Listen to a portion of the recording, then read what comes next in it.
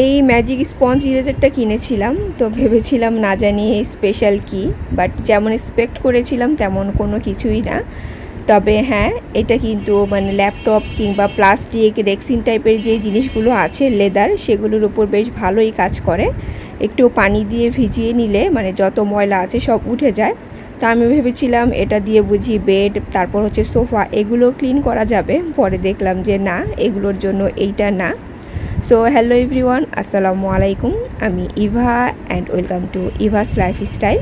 আশা করছি সবাই ভালো এবং সুস্থ আছেন। আলহামদুলিল্লাহ আমরাও ভালো আছি। তো বরাবরের মতো আরও একটি নতুন ব্লগ আপনাদের সাথে শেয়ার করতে যাচ্ছি। আশা করছি আমার আজকের ব্লগটিও আপনাদের কাছে ভালো লাগবে।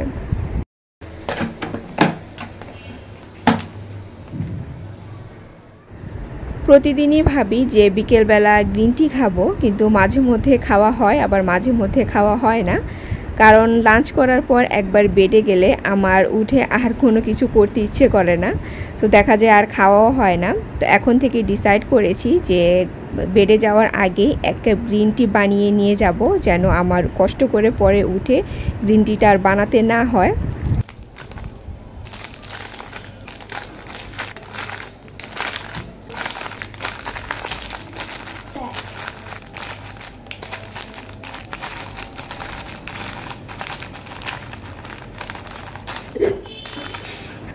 আচ্ছা, লাস্ট আগের ব্লগে একজন আপু আমাকে একটা কোয়েশ্চেন করেছিলেন, সেই কোয়েশ্চেনের অ্যান্সারটা একটু দিয়ে নেই।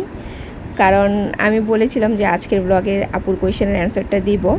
তো সেটা হচ্ছে, আপু বলছিলেন যে আপুর ভিডিওতে নাকি কোনো ভিউ হয় না, আমার ভিডিওতে কিভাবে ভিউ হয়, আমি কিভাবে হ্যাশট্যাগ ইউজ করি আর কিভাবে সব কিছু করি।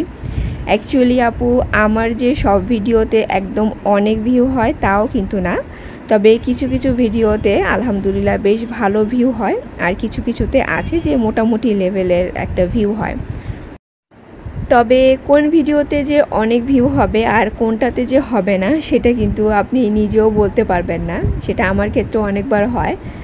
কিন্তু এই কাজগুলো আপনি করতে পারেন, যেটা হচ্ছে কি না, আপনার যে থাম্বনেল আছে সেটা খুব সুন্দর করে আপনি মেক করতে পারেন, প্লাস টাইটেলটাও অনেক বেশি ইন্টারেস্টিং দিতে পারেন, যাতে করে যারা মানে ইউটিউবে ঢুকে কিংবা আপনার থাম্বনেলটা কারো চোখে পড়লে তারা যেন ভিডিওটাতে ক্লিক করে মানে দেখার ইন্টারেস্ট পায়।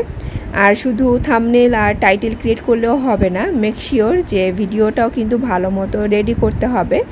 কারণ এমন টাইটেল আপনি দিলেন, থাম্বনেল দিলেন, যেটা দেখে মানে আপনার মানে ভিডিওতে ক্লিক করলো কিন্তু তেমন কোনো ইন্টারেস্ট কোনো কিছু পেলো না, কিংবা আপনি যেই রিলেটেড থাম্বনেল দিয়েছেন কিংবা টাইটেল দিয়েছেন সেই রিলেটেড কোনো কিছু ভিডিওতে পেলো না, তাহলে কিন্তু সেই ভিডিওটাতে আপনার একটু ভিউ হলেও পরবর্তী ভিডিওগুলোতে আর তেমন কোনো ভিউ হবে না।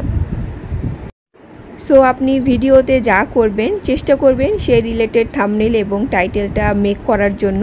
আর অবশ্যই ভিডিওর কোয়ালিটিটা কিন্তু ভালো হতে হবে। ইউটিউব কিন্তু যথেষ্ট পরিমাণে রিচ করায়, কিন্তু আপনার ভিডিওতে যদি ক্লিক না পড়ে তখনই কিন্তু ইউটিউব যে রিচ করানোর ব্যাপারটা সেটা কমিয়ে দেয়। আর হ্যাশট্যাগের কথা যেটা বলেছেন সেটা হচ্ছে আপনি কিছু কমন হ্যাশট্যাগ ইউজ করবেন, যেমন বাংলাদেশ লিখতে পারেন, তারপর হচ্ছে আপনি কোথায় থাকেন, ঢাকায় থাকলে ঢাকা লিখতে পারেন, রান্না রিলেটেড কিছু দেখালে সেটা লিখতে পারেন। মানে মোট কথা আপনি ভিডিওতে যা যা করেছেন, যেখানে গিয়েছেন, যা খেয়েছেন, সেই হ্যাশট্যাগুলিও কিন্তু ইউজ করতে পারেন। আমি নর্মালি সেগুলিই করি। আর আপু, আপনি আমার কাছে কেন যে কোয়েশ্চেনটা করেছেন, অ্যাকচুয়ালি আমি তো তেমন স্পেশাল কোনো বড় ব্লগার না, আর আমার ভিডিওতে একদম আহামরি তেমন ভিউও হয় না। তারপরও যতটুকু হয় আলহামদুলিল্লাহ। তো আমি যা জানি, যা করি আপনাকে বলে দিলাম। আশা করছি আপনার ভিডিওতে এখন ভালো ভিউ হবে। আর এখান থেকে মানে আরএম হচ্ছে আজকে একটা ক্রিম বান এনেছে। তো আমাদের এখানে যে লাইভ বেকারি হয়েছে একটা, ইদানিং কিন্তু লাইভ বেকারিটা অনেক বেশি পপুলার হয়ে উঠেছে। তো সেখানে বিভিন্ন ধরনের বান, ব্রেড পাওয়া যায়। তো প্রায় সময় এখান থেকেই আনা হয়। তো একবার দেখে এসেছিল এরকম ক্রিম বান, তো আজকে সেইটা নিয়ে এসেছে। কাছে আনো, তারপর দেখি। ঠিক আছে, দাও। আজকে গুড়ের চা বানানোর ট্রেনিং দিচ্ছি।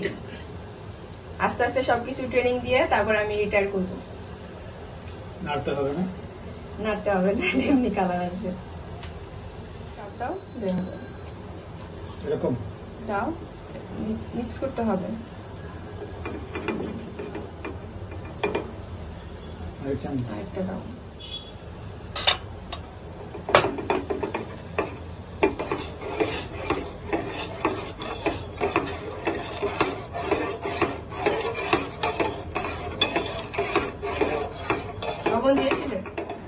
প্রতিদিন যে দুধ দিয়ে মশলা চা হয় সেটা কিন্তু খাওয়া হয়, আর সেই কাজটা আরেমই করে।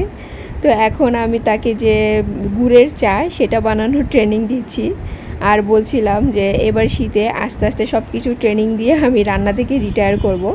আর আমি এয়ার ফ্রায়ারটাও কিনেছি কিন্তু এর কারণে যে লিয়ানা আর আরেমকে ট্রেনিং দিয়ে তারপর হচ্ছে আমি সন্ধ্যার নাস্তা থেকে বিরতি নিব। জানি না আমি এই কাজটা করতে পারবো কি না, কারণ কিচেন নষ্ট হোক এই জিনিসটা আমি একদমই চাই না। তাই যত কষ্টই হোক না কেন কিচেন রিলেটেড সব কাজ আমি নিজেই করার চেষ্টা করি।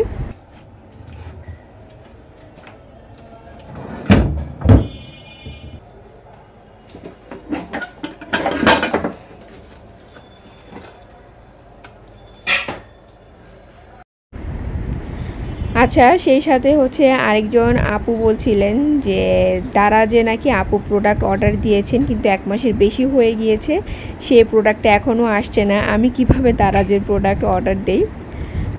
তো আপু, আমি আপনাকে দেখাতে পারছি না, কিন্তু দুই একটা কথা বলে দিচ্ছি, আপনি জাস্ট এটা একটু চেক করে দেখবেন। সেটা হচ্ছে দারাজে প্রোডাক্ট অর্ডার দিলে সাথে সাথে কিন্তু একটা যে ইমেল, সেই ইমেল আসে, আর সেখানেই কিন্তু লেখা থাকে যে আপনার প্রোডাক্টটা কনফার্ম হয়েছে কি না, আর হলেই বা কত তারিখ থেকে কত তারিখের মধ্যে আসবে। আপনি কাইন্ডলি এই ইমেলটা চেক করেন, সেখানে আপনি মানে পেয়ে যাবেন অ্যাকচুয়ালি মানে কত তারিখ থেকে কত তারিখের মধ্যে আসে। দেখা যায় অনেক সময় দারাজের বেশ কিছু প্রোডাক্ট আছে যেগুলো বাইরে থেকে এনে দেয়, সেগুলো কিন্তু আপনার 1 মাসের বেশি সময় লাগে, আর সেখানে টাইমটা উল্লেখ করাই থাকে। তাছাড়া হচ্ছে আপনি যখন প্রোডাক্ট অর্ডার দিবেন সেখানে কিন্তু টাইমটা লেখা থাকে আপনি কত তারিখ থেকে কত তারিখের মধ্যে এই প্রোডাক্টগুলো পাবেন। তো নর্মালি যেই তারিখের মধ্যে তারা বলে সেই তারিখের মধ্যেই কিন্তু দেখা যায় যে প্রোডাক্টটা চলে আসে, মানে আমার ক্ষেত্রে সবসময় তাই হয়। তো আপনি জাস্ট মেলটা চেক করে দেখেন যে মানে সেখানে কি লেখা আছে, আপনার প্রোডাক্টটা কনফার্ম হয়েছে কি না। তারপর হচ্ছে মানে যদি সব কিছু ঠিক থাকে দেন আমাকে কমেন্ট করে বলবেন, আমি আপনাকে দেখানোর চেষ্টা করব যে আমি কিভাবে দারাজে মানে প্রোডাক্ট অর্ডার করি। আমি কিন্তু দারাজে আর অনলাইনে প্রোডাক্ট অর্ডার দেওয়ার সময় হাজারবার চিন্তা করি যে অর্ডার দিব কি দিব না। বিশেষ করে দারাজের যেই প্রোডাক্টগুলো দেখা যায় যে অনেক শর্ট ডিউরেশনের মধ্যে চলে আসে, মানে 1 সপ্তাহ 4-5 দিনের মধ্যে, আমি কিন্তু সেই প্রোডাক্টগুলো ভুলেও অর্ডার দেই না। দেখা যায় যেগুলো হচ্ছে আপনার মানে 1 মাস কিংবা 1 মাসের একটু কম সময় লাগে সেই প্রোডাক্টগুলো আমি অর্ডার দেই, কারণ আমার কাছে মনে হয় যে এই প্রোডাক্টগুলো ভালো হয়। আর আমাদের দেশের যে প্রোডাক্টগুলো আছে সেগুলো তেমন একটা ভালো হয় না। তার কারণ হচ্ছে আমার যে কিচেনের যে স্ট্রেনার বাস্কেট আছে যেটা এত বেশি ফেমাস, যেটা নিয়ে আপনারা এত কোয়েশ্চেন করেন, তো সেইটা কিন্তু অনেক শর্ট ডিউরেশন আমাকে দিয়েছিল, আর প্রোডাক্টটা কিন্তু মানে ভালো ছিল না। তারপরেও আমি এখনও সেটা দিয়ে কাজ চালাচ্ছি। তো এরপর থেকে আমি হচ্ছে যে দারাজে কখনো শর্ট ডিউরেশনের কোনো প্রোডাক্ট অর্ডার দেই না। তো যাই হোক, আমি আজকে এয়ার ফ্রায়ারে বিবিকিউ চিকেন করছি। তো চিকেনটাকে আমি সকালে ম্যারিনেট করে রেখেছিলাম, আদা রসুন বাটা, গোলমরিচ, সামান্য মরিচ গুঁড়া, তারপর হচ্ছে টক দই আর রাঁধুনির যে বিবিকিউ মশলা পাওয়া যায় সেইটা, লবণ দিয়ে ম্যারিনেট করে রেখেছিলাম সারা দিন। আর এখন হচ্ছে এয়ার ফ্রায়ারে আগে অল্প একটু তেল ব্রাশ করে নিলাম, কারণ দেখা যাবে নয়তো নিচের দিকটা চিকেন লেগে যাবে। এখন চিকেনগুলো দিয়ে তারপর আমি উপর দিয়ে হচ্ছে 1 চামচের মতো তেল একটু ব্রাশ করে দিচ্ছি যেন চিকেনটা ড্রাই না হয়ে যায়।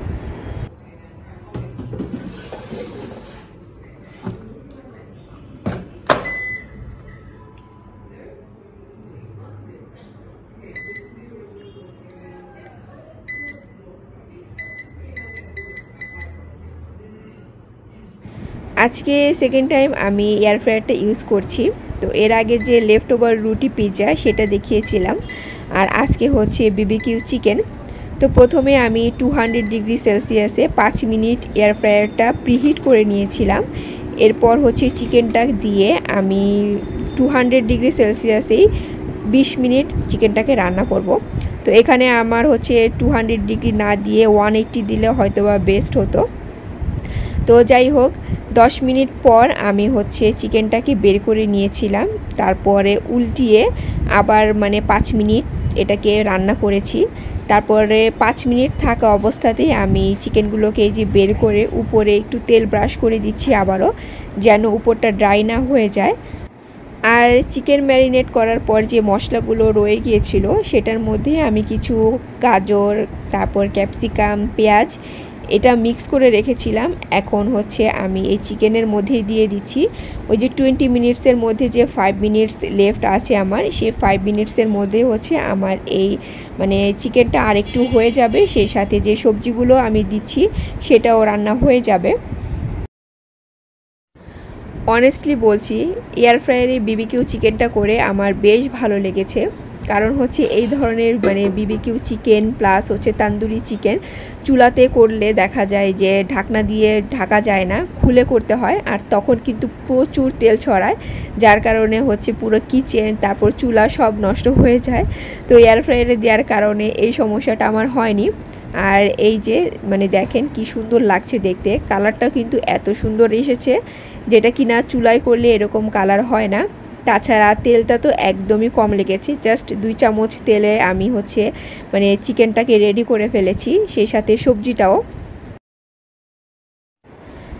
আচ্ছা, আমি লাস্ট কয়েকদিন ধরে কিচেনের জন্য যে টুকিটাকি কয়েকটা জিনিস কিনেছিলাম, আজকে থেকে সেগুলো ইউজ করা শুরু করেছি।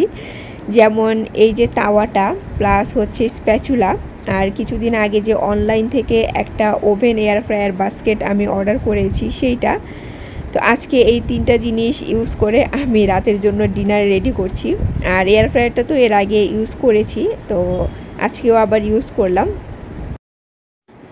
রুটি বানাতে গেলে আমার সবচেয়ে ভালো লাগে এই সময়টা, যখন রুটিটা একদম ফুলে বালিশের মতো হয়ে যায়। আচ্ছা, মানে কয়েকজন আপু নোটিস করেছেন যে আমার হাতের রিস্টে একটা প্রবলেম হয়েছে, তো কমেন্ট করে আপুরা জানতে চাচ্ছিলেন যে আপু আপনার হাতে কি হয়েছে। তো আমি প্রথমে ভেবেছিলাম এটা অ্যালার্জির প্রবলেম, কারণ আমি ইলিশ মাছ, কচুরমুখী এগুলো দিয়ে একবারে বেগুন দিয়ে রান্না করে খেয়েছিলাম। তো বেশ কয়েকদিন হয়ে গিয়েছে, পরে দেখি যে না, মানে কোনো চুলকাচ্ছে না কিন্তু পেন হচ্ছে। এরপর আমি ডাক্তারের কাছে গিয়েছিলাম, তো ডাক্তার আমাকে মেডিসিন দিল, বললো এটা একটা স্কিন প্রবলেম, তো মেডিসিন খেলে ঠিক হয়ে যাবে। তো যেই সব আপুরা আমার এই জিনিসটা নোটিস করে মানে আমাকে কোয়েশ্চেন করেছেন তাদেরকে অসংখ্য ধন্যবাদ। আর আমি হচ্ছে যে অফ ক্যামেরাতেই হালুয়া বানিয়ে নিয়েছিলাম সকালে ব্রেকফাস্টের জন্য। তো ঠান্ডা হওয়ার পর এটা এখন ফ্রিজে রেখে দিচ্ছি, আর আপনাদের কাছ থেকে বিদায় নিয়ে নিচ্ছি। Take care and always love yourself. আল্লাহ হাফেজ।